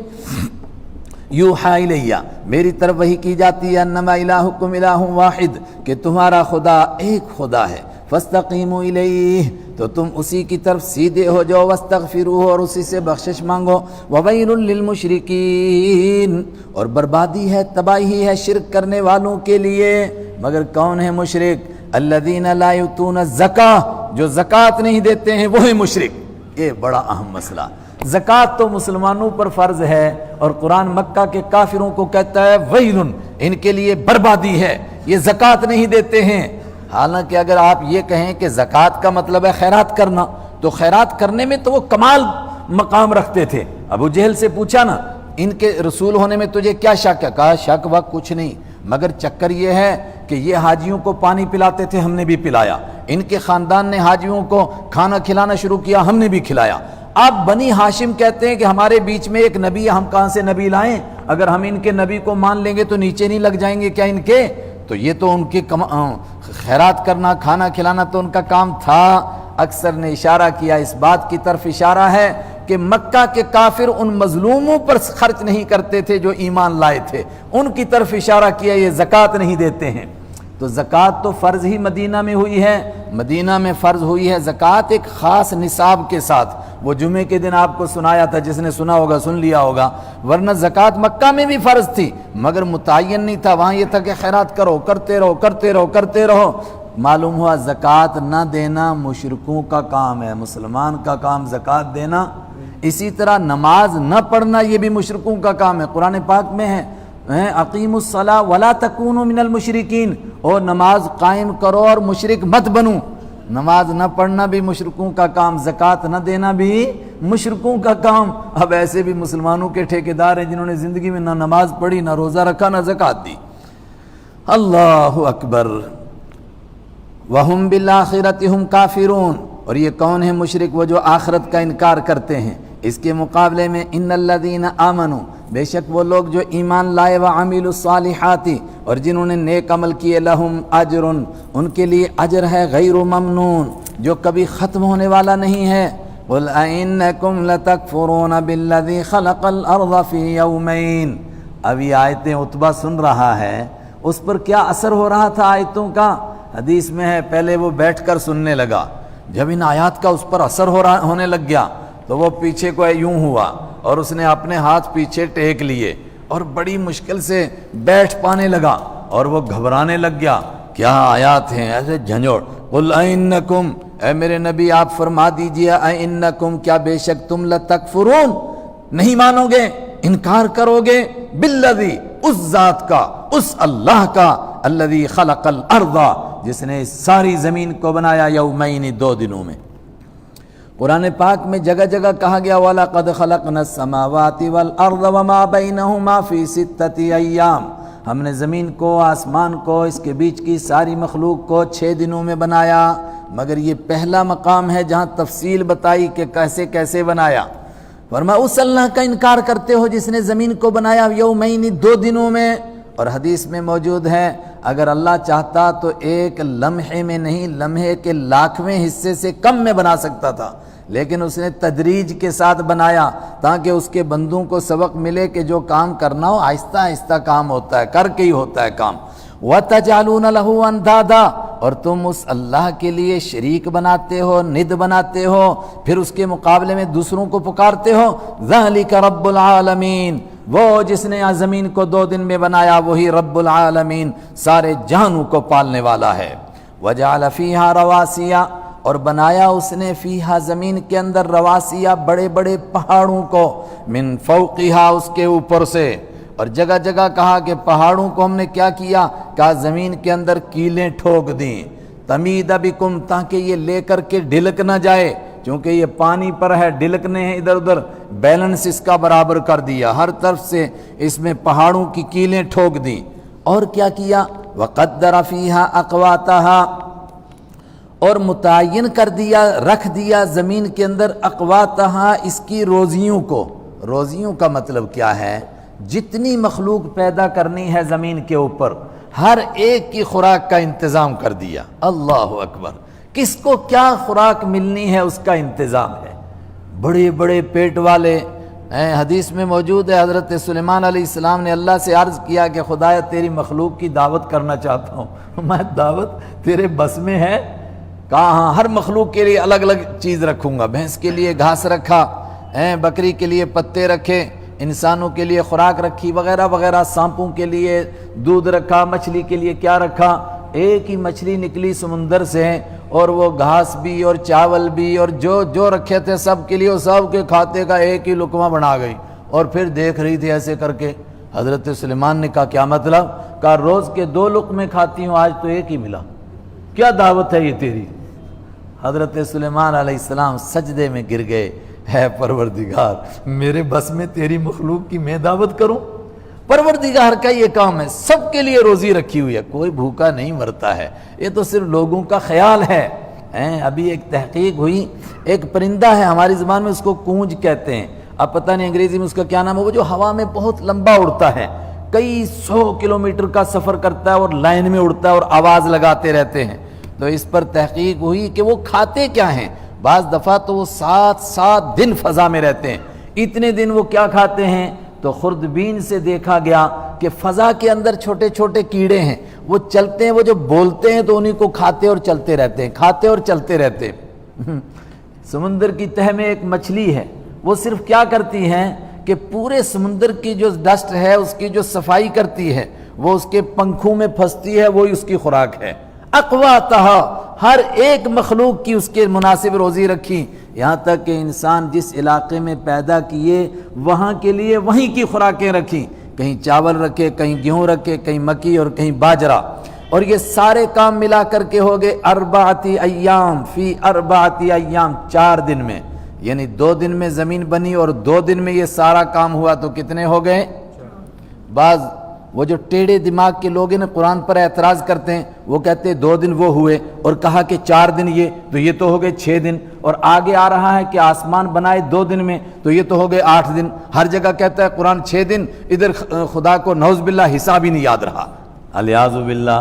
ارے بے وقوف، گرانڈ ٹوٹل نہیں جانتے ہیں، پیچھے کا ساتھ میں شمار کرتے رہتے ہیں، اردو میں کل میزان، پیچھے کا جوڑ کر کے اب کتنا ہوا، پیچھے کا جوڑ کر اب کتنا ہوا، تو 2 دن وہ اور 2 دن یہ، فی اربعۃ ایام، اب ہوئے 4 دن، یہ ابھی 4 دن ہوئے۔ سواء للسائلین، سواء برابر ہے، للسائلین سوال کرنے والوں کے لیے، مطلب جو پوچھ رہے تھے کہ زمین کیسے بنی، آسمان کیسے بنا، ان سب کو برابر جواب ہو گیا۔ یہ بھی اس کا ترجمہ، اور ایک دوسرا ترجمہ سواء للسائلین، برابر ہے سب کے سب مانگنے والوں کے لیے۔ اللہ علامہ قرطبی نے کہا مانگنے والوں کا مطلب کیا ہے؟ کہا ضرورت مند، جس کو جس چیز کی ضرورت ہے اس کو وہ ملے گی۔ چنانچہ شیر کو ہمیشہ گوشت کھانا ہے، کوئی اور چیز نہیں کھا سکتا ہے، اس کے لیے گوشت کا انتظام ہے اور روزانہ ملے گا اس کو، کبھی ایسا نہیں کہ وہ بھوکا مر جائے، جس کو جو ملنا ہے وہ اس کے لیے تیار ہے۔ اللہ اکبر، کہاں سے انتظام ہوگا، کیسے اللہ تعالیٰ انتظام کرتا ہے وہ جانے۔ ثم استوى الى السماء، پھر توجہ فرمائی پروردگار نے آسمان کی طرف، وہی دخان، اور یہ پوری فضا، یہ آسمان ایک دھواں تھا۔ آج سائنس والے کہتے ہیں جی ترقی کر کر کے یہاں پہنچے کہ جب کائنات نہیں تھی تو کیا تھا، کہا ایک بے نور خلا تھا، اندھیرا ہی اندھیرا تھا، تو سمجھیے کہ قریب پہنچ کے قرآن نے کہا دھواں تھا، وہی دخان، اور یہ سارے آسمان کیا تھے؟ دھوئیں تھے۔ پھر اس کے کتنے بنا دیے؟ 7 آسمان، لیکن اس کو کیسا بنایا اللہ نے؟ بیچ میں جواب دیا جا رہا ہے، کوئی مستریوں کی طرح مٹیریل اکٹھا نہیں کیا۔ آپ دیکھتے ہیں نا کئی سڑکوں کے پاس سے جب پہاڑ کو کھود دیتے ہیں تو کیسے اس میں سیٹ کیے ہوتے ہیں، اوپر مٹی، نیچے اس کے گول پتھر، پھر مٹی، پھر پتھر، یہ کس نے اتنے سیٹ کیے ہیں؟ کیا کوئی مستری لگا ہوا تھا؟ کہا نہیں۔ فقال لہا، اللہ نے فرمایا آسمان سے بھی، وللارض، اور زمین سے بھی فرمایا ایتیا، آ جاؤ، طوعا او کرہا، آ جاؤ خوشی سے یا ناخوشی سے، مطلب میں جیسا چاہ رہا ہوں اس طرح کے بن جاؤ، چاہے اپنی مرضی سے بنو، نہیں بنو گے تو میں بناؤں گا تمہیں، میرے آرڈر کے آگے کوئی انکار کر سکتا ہے؟ قالتا اتینا طائعین، دونوں نے کہا اتینا، ہم آگے، طائعین، تیری بات کو مانتے ہوئے، اے پروردگار جیسا تو چاہے گا اسی طرح ہم بن جائیں گے۔ آسمان بھی ویسے ہی بن گیا، زمین بھی ویسے ہی بن گئی، ضرورت کی چیزیں سب اس میں ویسے ہی رکھ دیں۔ فقضاہن 7 سماوات، تو آسمانوں کا فیصلہ کر دیا، 7 آسمان بنا دیے۔ یہ کتنے میں ہوا؟ فی یومین، 2 دنوں میں۔ اب پچھلے 4 دن جوڑو اور یہ 2 دن کتنے ہوئے؟ 6 دن ہو گئے۔ وَأَوْحَى فِي كُلِّ سَمَاءٍ أَمْرَهَا، اور ہر ایک آسمان کے اندر اس آسمان کے لائق حکم دے دیا، مطلب جس آسمان کے اندر جو کام ہونے تھے اس کا آرڈر جاری ہو گیا، اس میں یہ کام ہوگا، اسی طرح ہوتا رہے گا، ایک نظام بن گیا، جس طرح جس کو کہتے ہیں نا بے وقوفی کی زبان میں کہ نیچر ہے جی، بس سورج چڑھ رہا ہے، ڈوب رہا ہے، یا زمین چکر کھا رہی ہے، بھیا دھکا کون دے رہا ہے؟ کہتے کوئی نہیں، بس چل رہا ہے، یہ سب کا نظام چل رہا ہے، سب کچھ ہو رہا ہے، بارش برس رہی ہے، غلہ اگ رہا ہے، کون کر رہا ہے؟ کہتے کوئی نہیں کر رہا ہے، بس ایسے ہی چل رہا ہے۔ ارے ایسے ہی چل رہا ہے، اللہ کا بنایا ہوا نظام ہے، یہ صرف زمین کا تم کو نظر آتا ہے، ہر آسمان میں اسی طرح کا نظام ہے۔ وَزَيَّنَّا السَّمَاءَ الدُّنْيَا، مثلا یہ جو قریب والا آسمان ہے، اس کے اور اس کے بیچ کی فضا کو خوبصورت بنایا اللہ نے، چمکایا بِمَصَابِيحَ، چراغوں کے ذریعے سے، اس میں ستارے لگا دیے، وہ چمکنے لگ گئے۔ وَحِفْظًا، اور اس کی حفاظت بھی کی، اب کس سے حفاظت کی؟ ایک تو میں نے وہ کہا تھا کہ شیاطین اوپر جاتے ہیں تو ان سے آسمان کی حفاظت کی گئی ہے، یا اس کے علاوہ اور کس کس چیز سے حفاظت کی ہے اللہ ہی جانتا ہے۔ یہ کہیے سارے نظام کی حفاظت کی کہ اسی طرح رہے گا، سورج اور چاند اور ستارے جس کو جس کام پر لگا دیا وہ اسی طرح رہے گا۔ یہ کس کا فون بج رہا ہے یار؟ وَحِفْظًا ذَلِكَ تَقْدِيرُ الْعَزِيزِ الْعَلِيمِ۔ اب اس آیت پر غور کرو، ذَلِكَ یہ تقدیر نظام بنایا ہوا ہے، العزیز اس کا جو غالب ہے، العلیم جو جاننے والا ہے۔ اللہ اکبر۔ مطلب جتنے بھی کائنات میں نظام ہیں فیل کیوں ہوتے ہیں؟ دو وجہ سے۔ کیوں فیل ہوتے ہیں؟ ایک اس لیے فیل ہوتے ہیں کہ آپ کے اوپر دوسرے کا نظام غالب آ گیا، آپ نے ویب سائٹ بنائی، دوسرے نے اس کو ہائی جیک کر لیا، کہیں جی دنیا کے ہینگر ہیں وہ یوں کر لیتے ہیں جی یوں کر لیتے ہیں، اور میں عزیز غالب ہے، اس کے نظام کو کوئی ہائی جیک نہیں کر سکتا ہے۔ اس نے سورج کو، چاند کو، ستاروں کو اس نظام پر چلایا، کوئی کہے نہیں تھوڑی دیر کے لیے میں ایسا کر لوں، اس کے مقابلے میں کسی کی ہمت۔ اور نظام کیوں فیل ہوتا ہے؟ جہالت کی وجہ سے۔ آدمی کو علم نہیں ہوتا ہے کہ آگے چل کر یہ ہونے والا ہے۔ اب دوائی بنائی تھی پچھلے سال کام آنے والے کرونے کے لیے، وہ کیا پتا تھا، کہتے اس کی نسل ہی بدل گئی، دوسری قسم کا کرونا آ گیا، ہے مصیبت، اب اس کے لیے دوسری بناؤ، اس کے لیے جب تک بنے گی تب تک کوئی اور آ جائے گا، کریں گے کیا؟ یہ تو انسان کی بے بسی ہے۔ لیکن اللہ علیم جاننے والا ہے، اس کا نظام بن گیا تو بن گیا، اب اس میں کوئی رخ نہ ڈال سکتا ہے، کسی کی ہمت کیسا انداز ہے۔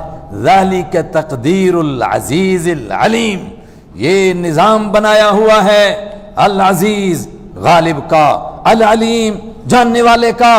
تو زمین، آسمان اور چاند اور سورج اور پوری کائنات تو اللہ کے حکم کو مان رہی ہے، اور یہ ایک انسان کیا پدی کا شوربہ، کیا ہے انسان، اس کی حیثیت کیا ہے، یہ خدا کی طاقت کو نہیں تسلیم کرتا ہے۔ فَإِنْ أَعْرَضُوا، پس اگر تم منہ موڑو گے، جیسا کہ کہا تھا کہ ہم نے قرآن بھیجا اور اکثر نے منہ موڑا، وہی شور مت کرو۔ فَإِنْ أَعْرَضُوا، پس اگر تم وہ منہ موڑیں گے مکہ کے مشرک یا دنیا بھر کے کافر، فَقُلْ، تو میرے حبیب کہہ دیجئے، انذرتکم، میں آگاہ کر چکا ہوں تم کو، صاعقۃ، ایک ایسی بجلی کے گرنے سے۔ صاعقۃ کے معنی اصل میں بجلی نہیں، ایک بجلی اوپر چمکتی ہے نا، ایک وہ اوپر گرجتی ہے، ایک وہ بجلی ہے جو نیچے زمین پر پڑتی ہے، جب نیچے گرتی ہے اس کو ہم کیا کہتے ہیں؟ ہم جموں والے کہتے ہیں اس کو چڑک، کوشر بیٹھ جو نا ترٹ، وہ جو نیچے گرتی ہے، پھر میں تم کو ڈراتا ہوں ایک ایسی کڑک سے، ایک ایسی چڑک سے، ایک ایسی تٹ سے، کیا ہوگا جو پچھلی قوموں پر آ چکی ہے۔ اور عرب جانتے تھے کہ پہلی قوموں پر ایسی چڑک پڑی، ایسی گرج، ایسی بجلی کا کڑکا پڑا، کیا ہوا؟ سب کی سب، ساری کی ساری قوم ایک لمحے میں خاک کا ڈھیر ہو گئی۔ فَإِنْ أَعْرَضُوا، پس اگر تم وہ منہ موڑیں گے، اگر تم منہ موڑو گے، ویسے اعرضوا اگر وہ منہ موڑیں گے پھر حاضر کا صیغہ، فَقُلْ أَنذَرْتُكُمْ، تو آپ کہہ دیجئے اے مشرکو، اے کافرو، میں تم کو آگاہ کر چکا ہوں، صاعقۃ، ایک کڑک سے، مثل صاعقۃ عاد و ثمود، اس جیسی کڑک جو قوم عاد اور سمود پر آئی تھی۔ یہ ہے 13 نمبر آیت۔ یہاں آپ پہنچے، جب آپ یہ آیت پڑھ رہے تھے، اتبا اٹھ کر کے بیٹھ گیا گھٹنوں کے بل، اس نے آپ کے مبارک چہرے کے سامنے ہاتھ رکھے، واسطہ دینے لگا، آگے نہ پڑھیے، آگے نہ پڑھیے، بیڑا غرق ہو جائے گا، ابھی چڑک گرے گی، ابھی سب کے سب مر جائیں گے، آپ کو خاندان کا واسطہ، آپ اسی خاندان کے ہیں، اس طرح عذاب نہ اتاریے گا ہمارے اوپر۔ اور اس کے بعد آپ نے کتنا پڑھا، تفصیل نہیں ملتی ہے، آپ نے فرمایا تو نے جو کہنا تھا وہ کہہ دیا، میں نے جو سنانا تھا وہ سنا دیا، جاؤ اپنی قوم کو جواب دو۔ واپس پلٹا، کچھ روایتوں میں ہے کہ گھر میں جا کے چھپ گیا، آتا ہی نہیں واپس۔ ابو جہل نے اس کو تانا بھیجا، پیغام بھیجا کہ کیا تجھے بھی کوئی ٹکڑا مل گیا کھانے کے لیے، کیا تم بھی مطلب بک گیا ہے ان کی روٹیوں پر، حالانکہ وہاں دینے کے لیے کیا ہے فقیر کے پاس۔ آج بھی کہتے ہیں جی انہوں نے سودے بازی کی ہوگی، بھئی یہ لٹی ہوئی قوم ہے 150 سال سے، اس کے پاس دینے کے لیے ہے کیا ہے، یہ کس کو دے گی؟ اس دور میں جتنا تیزی سے اسلام پھیل رہا ہے اس کے پیچھے یہی اللہ کا راز ہو سکتا ہے کہ لٹی پٹی اس امت کے دور میں دین پھیلے گا، کوئی یہ نہیں کہہ سکتا ہے کہ انہوں نے پیسے یا طاقت سے پھیلایا، یہ دین اپنی طاقت سے پھیلا، اپنی طاقت سے، اللہ کی طاقت سے یہ پھیلا۔ تو کچھ نے تو یہ کہا، لیکن اکثر نے کہا کہ نہیں، یہاں سے واپس گیا اس مجمع میں، وہ جو کعبہ کے پاس مجمع بیٹھا ہوا تھا تو لڑ کھڑاتا ہوا جا رہا تھا، تو ابو جہل نے کہا کہ یہ وہ چہرہ نظر نہیں آتا ہے جو یہاں سے گیا تھا، لگتا ہے اس پر جادو کا اثر ہو گیا۔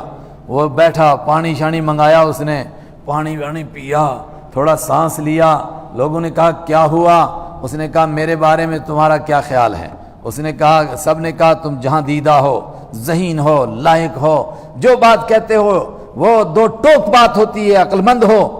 اس نے کہا کہ میرے بارے میں تم کو کوئی شک تو نہیں ہے کہ میں کسی کے ساتھ مل گیا ہوں؟ سب نے کہا کوئی شک بھی نہیں۔ اس نے کہا سنو، میں بڑے بڑے شاعروں کے پاس بیٹھا ہوں، میں خود شاعر ہوں، میں کہانوں کے پاس بیٹھا ہوں، میں خود بھی کہانت جانتا ہوں، لیکن واللہ وہ ایک ایسا کلام پیش کرتے ہیں، وَإِنَّ لَهَا لَحَلَاوَةً وَإِنَّ عَلَيْهَا لَطَلَاوَةً، اس کلام کے اندر عجیب قسم کی مٹھاس ہے، اس کے اندر عجیب قسم کی روشنی ہے، وہ سینے کو چیر کر کے دل کے اندر گھس جاتا ہے کلام۔ میں نہیں سمجھتا ہوں کہ یہ شاعری، میں نہیں کہتا ہوں کہ یہ جادوگری ہے، یہ کہانت ہے، یہ کچھ نہیں ہو سکتا ہے، یہ اوپر ہی کا کوئی کلام ہے۔ میری رائے یہ ہے کہ تم ان کو اپنے حال پر چھوڑ دو، یا تو ہم سب کے سب ان کو مان جائیں، ایمان قبول کریں، اگر نہیں تو ان کے حال پر چھوڑ دو۔ اگر ان کا دین غالب آ گیا تو ہم ہمارے بھائی ہیں، ہم بھی ان کے ساتھ ہو جائیں گے، ہمیں بھی عزت ملے گی، اور اگر ان کا دین غالب نہیں آیا، اور مجھے لگتا نہیں کہ نہیں غالب آئے گا، ان کا دین غالب آئے گا، تو پھر باہر کے لوگ خود ان کا کام کر دیں گے، ہم ان کے قتل کی ذمہ داری اپنے ذمہ کیوں لیں؟ ابو جہل بڑبڑانے لگا، اس نے کہا نہیں نہیں نہیں، تیرے اوپر جادو کا اثر ہو گیا، تیرے اوپر جادو کا اثر ہو گیا، میں پھر دیکھوں گا اس بارے میں، دوبارہ میٹنگ بیٹھے گی، نہیں نہیں نہیں نہیں۔ ایسے کر کے اس نے بڑی چالاکی سے کسی طرح مجلس برخاست کی کہ اس کی باتوں کا کسی پر اثر نہ ہو جائے، اور کچھ نے تو کہا کہ نہیں نہیں نہیں، لگتا ہے تیرا دماغ بھی خراب ہو گیا، تیرے اوپر بھی جادو ہو گیا ہے۔ اس نے اپنے آپ کو بچانے کے لیے کہا نہیں، میں نے تو اپنی بات رکھی ہے، باقی تو فیصلہ پنچوں کا ہوگا، پنچ خود بتائیں گے کیا فیصلہ ہوگا۔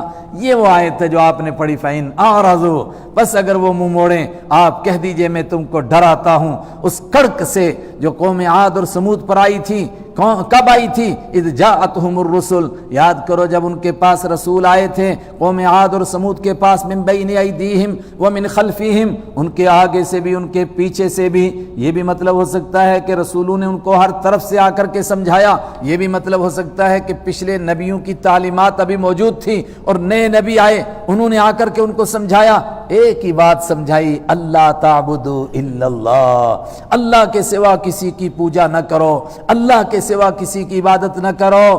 قالوا لو شاء ربنا، انہوں نے وہی اعتراض کیا، انہوں نے کہا تو بشر ہے، ہر نبی کو کہا تو کیسے رسول ہو سکتا ہے، پھر کون ہونا چاہیے؟ کہا کوئی نوری ہونا چاہیے۔ لو شاء ربنا، اگر ہمارا رب چاہتا لانزل، ضرور اتار دیتا ملائکۃ، فرشتوں کو، فإنا بما ارسلتم به کافرون، تو ہم تو بے شک کافرون، انکار کرنے والے ہیں، بما ارسلتم، وہ سارا کلام، اس ساری باتوں کو جن کو دے کر تم کو بھیجا گیا ہے۔ پھر کیا ہوا؟ فاما عاد، تو رہی بات قوم عاد کی، فاستکبروا، وہ اکڑ گئے تھے، یہ اکڑ ان کی تباہی کا ذریعہ تھا، فی الارض، زمین میں، بغیر الحق، نا حق، یوں ہی کوئی حق نہیں تھا ان کو اکڑنے کا، اکڑ گئے۔ اور کتنے اکڑے؟ جب حضرت ہود علیہ السلام نے ان کو آ کر سمجھایا خدا کے قہر سے ڈرو، کہنے لگے وقالوا من اشد منا قوہ، اور انہوں نے کہا من اشد، زیادہ سخت کون ہے، زیادہ طاقتور کون ہے، منا، ہمارے مقابلے میں، قوتاً، طاقت کے اعتبار سے، کیا ہم سے بڑا بھی کوئی طاقتور ہے یار؟ ہم تو درختوں کو یوں پکڑ لیتے ہیں، ہم تو ہاتھیوں کی گردن مروڑ دیتے ہیں، ہم سے بڑا کوئی طاقتور ہے؟ اللہ نے فرمایا اولم یروا ان اللہ الذی خلقہم، کیا انداز، اولم یروا، اور کیا انہوں نے سوچا نہیں، غور نہیں کیا کہ وہ اللہ الذی خلقہم، جس نے ان کو پیدا کیا اور ان کو یہ طاقت عطا کی، ہوا اشد منہم قوہ، وہ ان سے زیادہ طاقتور ہے، جو ان کو خود پیدا کر رہا ہے، طاقت دے رہا ہے، کیا وہ ان سے زیادہ طاقت نہیں رکھتا؟ وَكَانُوا بِآيَاتِنَا يَجْحَدُونَ، اور وہ ہماری آیتوں کا انکار ہی کرتے رہے۔ یہ تو قوم عاد کا کام ہوا۔ پھر کیا ہوا؟ فَأَرْسَلْنَا عَلَيْهِمْ رِيحًا، تو بھیجا ہم نے ان کے اوپر ہوا کو سرسرا جو تیز چل رہی تھی، سر سر کہتے سرسر کس ہوا کو کہتے جو بہت ٹھنڈی بھی ہو اور بہت تیز بھی چلے اور کان کے پاس سے گزرے اور آواز آئے سر سر سر، تیز چل رہی تھی۔ کب؟ فی ایام نحسات، منحوس دنوں میں۔ تو کیا منحوس دن بھی ہیں؟ یہ انشاءاللہ اب ختم ہو گیا وقت، کل کوشش کروں گا اس مضمون کو میں عرض کرنے کی۔ منحوس دن ہو سکتے ہیں، کیا کسی چیز میں نحوست ہو سکتی ہے؟ کوئی چیز نحس ہو سکتی ہے جی، اس کا پیر بھاری پڑ گیا اور یہ آگے سے بلی گزر گئی اور یہ صبح کو عورت نظر آ گئی اور یہ ایسا ہو گیا، اب تو پورا دن منحوس ہوگا۔ اور سویرے سویرے ایسا گاہک آیا ادھار مانگ رہا تھا، اب تو سارا دن منحوس گزرے گا۔ اتنا موٹا سا یہاں سمجھ لیں کہ ان کے اوپر عذاب کتنے دن آیا تھا، 7 لیال و 8 ایام، 7 رات اور 8 دن۔ تو کوئی رات اور کوئی دن بچے تھے جن میں عذاب نہ آیا ہو؟ اگر ان کے دن منحوس تھے تو سارے دن منحوس ہو گئے نا، بدھ بھی منحوس، جمعہ بھی منحوس، جمعرات بھی منحوس۔ ارے بھائی جن دنوں میں عذاب آتا ہے اور جس پر عذاب آتا ہے اس کے لیے وہ منحوس ہوتے ہیں، اور انہی دنوں میں دوسرا عذاب سے بچتا ہے اس کے لیے وہ بابرکت دن ہوتا ہے۔ فرعون کا بیڑا غرق ہوا، اس کے لیے وہ منحوس دن تھا، اسی دن موسیٰ علیہ السلام پار ہوئے، ان کے لیے وہ مبارک دن تھا۔ نحسات، منحوس دنوں میں ان پر ہوا بھیجی، کس لیے؟ لنذیقہم، چاہے ہم ان کو چکھائیں، تھوڑا چکھنے کے لیے عذاب بھیجا۔ عذاب الخزی، رسوائی کا عذاب چکھائیں، فی الحیات الدنیا، دنیاوی زندگی میں، لیکن یہ اصل عذاب نہیں۔ ولا عذاب الآخرۃ اخزی، اور زیادہ ذلیل کرنے والا عذاب تو آخرت والا ہے۔ وہم لا ینصرون، اور ان کی کوئی مدد نہیں کی جائے گی، نہ دنیا میں کوئی مدد کر سکا نہ آخرت میں ان کی کوئی مدد کرے گا۔ وَأَمَّا ثَمُودُ، اور رہی بات قوم سمود کی، فَهَدَيْنَاهُمْ، تو ہم نے ان کو ہدایت دے دی تھی، یعنی ان کو ایسے انتظامات ہوئے تھے کہ وہ راہ راست پر چل پڑتے، لیکن کیا ہوا؟ فَاسْتَحَبُّوا الْعَمَى، انہوں نے پسند کیا عمى، اندھے رہنے کو، علی الہدیٰ، ہدایت کے مقابلے میں۔ کہنے لگے نہیں نہیں، ہم تو جیسے اندھے پہلے بھٹک رہے تھے ویسے ہی بھٹکیں گے۔ پھر جب نہیں مانا حضرت صالح علیہ السلام کی بات کو، فَأَخَذَتْهُمْ صَاعِقَةُ الْعَذَابِ الْهُونِ، اوہو آخر سے ترجمہ کیجئے، ذلیل کرنے والے عذاب کی کڑک نے ان کو پکڑ لیا۔ ان پر کیسا عذاب آیا؟ صرف ایک کڑک، بجلی کی ایک جیسے گرج ہوتی ہے، ایسی فضا میں گرج ہوئی، اور فضا میں گرج اور زمین میں زلزلہ آیا، ایک سیکنڈ کے بعد سب کے سب زمین پر مرے پڑے تھے، کوئی ایک بھی زندہ نہیں تھا۔ زمین پر وہی نہیں مرے ہوئے تھے، ان کے کھنڈرات بھی ایسے ہو گئے تھے کہ الم یغنوا فیہا، گویا کہ اس میں کبھی کوئی بسا ہی نہیں تھا۔ اللہ اکبر، کیسے عذاب آتا ہے اللہ کا۔ فاخذتہم، تو پکڑا ان کو، صاعقۃ العذاب الہون، صاعقۃ کڑک نے، العذاب الہون، ذلیل کرنے والے عذاب کی۔ کیوں اس نے پکڑا؟ بما کانوا یکسبون، ان کاموں کی وجہ سے جو وہ کمایا کرتے تھے۔ ونجینا الذین آمنوا وکانوا یتقون، اور ہم نے نجات دی ان لوگوں کو جو ایمان لائے، وکانوا یتقون، اور جو پرہیزگاری اختیار کرتے تھے۔ لیکن یہ اصل فیصلہ نہیں، اصل مسئلہ کہیں اور ہوگا۔ یہ دنیا کا ایک جھٹکا حضور کے مقابلے میں جو آئے، ان کو سزا کیوں نہیں مل رہی ہے؟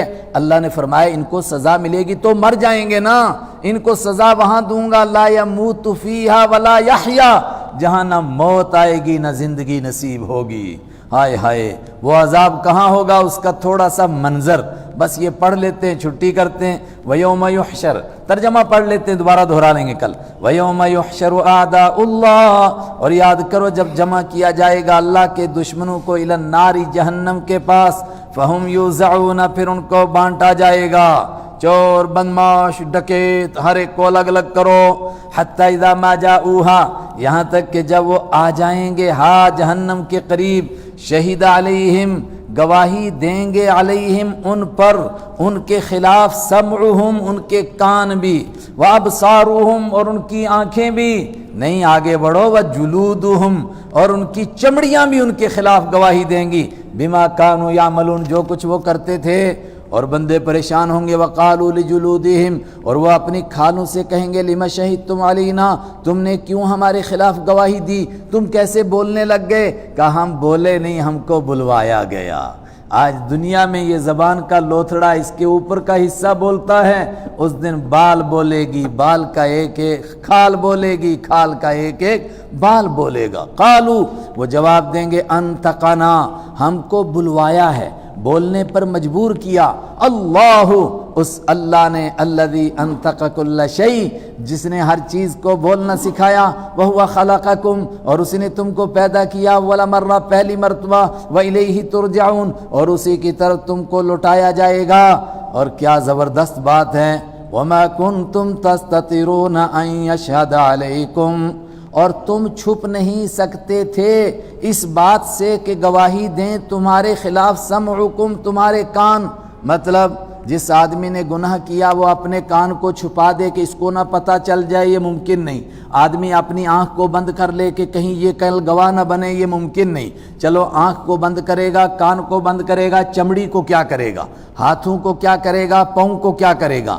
تم نہیں طاقت رکھتے تھے کہ تم چھپا سکتے اپنے آپ کو، چھپ جاتے تم اس بات سے کہ تمہارے خلاف گواہی دیں تمہارے کان اور تمہاری آنکھیں اور تمہاری چمڑیاں، ہائے ہائے، لیکن تم نے گمان کیا تھا کہ اللہ تعالیٰ کو کوئی پتہ نہیں چلتا ہے۔ چمڑی کے بارے میں تم نہیں سوچ سکتے تھے کہ اس سے چھپیں، مگر تمہارا خیال کیا تھا کہ ہم کس سے چھپ گئے ہیں؟ اللہ سے چھپ گئے، اللہ کو پتہ ہی نہیں چلا، ہائے ہائے۔ ذالکم ولیکن ظننتم، لیکن تم نے گمان کیا کہ اللہ تعالیٰ لا یعلم، نہیں جانتا ہے، کثیرا، بہت ساری باتیں، مما تعملون، ان میں سے جو تم کرتے تھے، وذالکم ظنکم، اور یہی وہ تمہاری بدگمانی تھی، ہائے ہائے، الذی ظننتم بربکم، جو تم نے اپنے رب کے بارے میں بدگمانی کی تھی، کیا کہ اللہ کو پتہ ہی نہیں چلے گا، ہم کام کرتے رہیں گے، خدا کو کہاں معلوم ہوگا۔ اسی بات نے ارداکم، اردا کے لفظی معنی تم کو کھڈے میں ڈال لیا، لیکن جموں کی زبان میں ترجمہ کیجئے تمہارا بیڑا غرق کر دیا، ہائے ہائے۔ فاصبحتم من الخاسرین، اب تم پڑ گئے نقصان میں، اپنے آپ کو تم نے خود نقصان میں ڈالا۔ فَإِن يَصْبِرُوا، اب تم یہاں صبر کرو تب بھی تمہارے لیے، فَالنَّارُ مَثْوًى لَكُمْ، تب بھی جہنم تمہارا ٹھکانہ ہے۔ وَإِن يَسْتَعْتِبُوا، اور اگر تم معافی طلب کرو گے، فَمَا هُم مِّنَ الْمُعْتِبِينَ، اگر وہ معافی طلب کریں گے تو نہیں ہے ان کے لیے معافی ملنے والی۔ اب یہیں پڑو رہو، چاہے صبر کرو چاہے بے صبری کرو۔ اللہ اکبر۔ آخری بات کیا ہوئی کہ آدمی کے گنہگار بننے کی، نافرمان ہونے کی ابتدا یہاں سے ہے کہ اس کا یہ خیال ہی نہیں رہتا کہ اللہ مجھے دیکھ رہا ہے۔ جب اس کو یہ یقین ہو کہ اللہ مجھے دیکھ رہا ہے، پھر کیسے گناہ کرے گا؟ اللہ مجھے بھی اور آپ کو بھی یہ یقین عطا فرمائے۔ صدق اللہ مولانا العظیم۔